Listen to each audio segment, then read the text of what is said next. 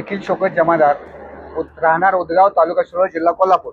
सुन्नत जमातुल मुस्लिमीन जामा मस्जिद ट्रस्ट उदगाव याचा मी सभासद आहे. तरी सदर ट्रस्टीबाबत माजी मुतवल्ली यांनी एक इलेक्शन जाहीर केलं होतं की ते सभासदांची सहमती न घेता काही फक्त 300 सभासदांची यादी जाहीर करून बाकीचे 600 ते 700 लोकांचे सभासदांचे म्हणजे हक्कावर गदा आणलेले आहे. निवडणूक जाहीर झाले याबाबत सभासदांना पत्रव्यवहार झालेला आहे. पत्रव्यवहार वगैरे काहीच झालेलं नाही. निवडणूक येत असताना वक्फ बोर्डची परवानगी लागते किंवा त्यांना आपण माहिती त्या पत्र व्यवहार केलेले आहेत का? व्यवहार त्यांनी काही केलेलेच नाहीत. असं कारण का कोल्हापूरमध्ये जे ते वक्फ बोर्डचं ऑफिस आहे तिथं आम्ही तक्रार दिली. त्यांनी आम्हाला त्यांनी एक प्रश्न विचारला त्यांना की त्यांनी त्याबाबत कोणत्या आदेशाने त्यांनी ते निवडणूक कोणत्या कायद्यान्वये कोणत्या आदेशाने घेतले याबाबत तात्काळ तुम्ही सादर करावा, तोपर्यंत निवडणूक ही स्थगित करावी. निवडणूक जाहीर केली होती. जाहीर त्यांनी केली होती 9/4/2026 आणि 22/4/2026 रोजी त्यांनी मतदान जाहीर केले होते. या निवडणुकीबाबत तुमचं आता म्हणणं काय? तुम्ही हे गावकरी एकवटला आहे. 2 दिवसापूर्वी तुम्ही पोलीस ठाण्याची पायरी देखील चढला होता. आरोप प्रत्यारोप सुरू होते. हाय व्होल्टेज ड्रामा झाला. नेमकं तुमचं म्हणणं काय आहे? म्हणणं काय की आमच्या शर्यत कुराण आणि हदीस या शर्यतीमध्ये इलेक्शन लावणे हा कुठला कायदा आणि मजकूर हेच म्हणजे संकल्पनाच नाही आहे. तरी जमातीच्या सर्व सभासदांना विश्वासात घेऊन आणि सभासदांच्या सहमतीने ट्रस्टी नियुक्त व्हावे. तर सगळ्यांचा हक्काच्या प्रमाणे सर्वांना सांगून जनरल मिटिंगा घेऊन त्यांनी ट्रस्टी नियुक्त करायला केले पाहिजे होते. ते न करता परत त्यांनी 10 ते जे त्यांनी कार्यकाळ त्यांचा आहे त्या कार्यकाळामध्ये त्यांनी कोणत्याही जमातीच्या जनरल मिटिंग घेऊन त्यांनी कधी सभासदांना हिशोब किंवा हे काही दावलेलं नाहीत. त्या कारणानं काही सभासद पट्टी देखील भरलेले नाहीत, थकीत ठेवले. का तर तुम्ही हिशोब दावा, आम्ही तुम्हाला पट्टी भरतो. हे त्यांनी मनमानी कारभार तुम्हाला म्हणायचं आहे. मनमानी कारभारच त्यांचा आहे की जमातीवर त्यांचं वर्चस्व व्हावं. आम्हीच फक्त त्यांच्यावर जमातीवर दबाव टाकून सगळ्या सभासदांच्या वरती आम्हीच सांगतो. आम्ही सगळ्या राजकीय नेत्यांना देखील असं वाटावं की आम्ही सगळ्या समाजाचं मालकच आहे. त्या पद्धतीने त्यांनी एका राजकीय नेत्यांना देखील त्यांनी असं सपोर्ट करायचं की समाजाला कुठलाही म्हणजे विचार किंवा मिटिंग घेऊन समाजाचा सपोर्ट देतो, असं काही त्यांनी मिटिंग कधीही घेतलेलं नाहीत. आणि समाजाच्या सर्व सभासदांना विचारून कुठल्या राजकीय नेत्यांना सपोर्ट केलेला नाहीत.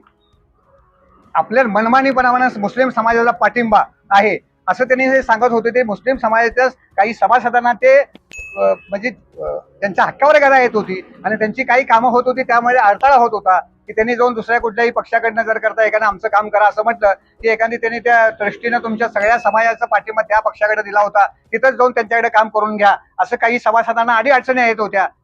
त्यासाठी आपण आमच्या समाजाच्या मुस्लिम धर्माच्या कुराण आणि हदीसच्या अनुषंगाने ही खरं म्हणजे इलेक्शन न घेता हात उचलून किंवा चिठ्ठ्या टाकून यापूर्वीचे जे तुमचे चेअरमन असतील किंवा मुतुले असतील त्यांनी नागरिकांच्या म्हणजे समाजाच्या समस्या सोडवण्यासाठी त्यांनी अपूर्ण राहिले आहेत, सोडवलेलेच नाहीत त्यांनी. आमच्या असं चेअरमन असं म्हणतात की आम्ही काही तक्रार दिला की आमच्याकडे तुम्ही तक्रार देत नाही, तुम्हाला काय करायचं ते करा, अशी त्यांची भाषा येऊ लागली. उदगाव गाव म्हटलं की एक जिल्हा परिषदचं मोठं गाव आहे. या गावाकडे पाहताना तालुक्यात मोठे राजकीय दृष्ट्या समाजदृष्ट्या वेगळ्या पद्धतीने पाहिलं जातं. किती लोकसंख्या तुमची या गावामध्ये मुस्लिम समाजाची? मुस्लिम समाजाची निदान 1,500 ते 2,000 घरं तरी असतील. त्यापैकी आम्ही सभासद ह्या आपल्या मस्जिदीची किती मस्जिद आहेत गावामध्ये? 3 मस्जिद ट्रस्टला नोंद आहे. 3 किती सभासद आहेत? 800 ते 750 ते 800 पर्यंत 900 पर्यंत तरी असू शकतात. लोकसंख्येचे निम्मे सभासद आहेत आमच्या मुस्लिम समाजाच्या.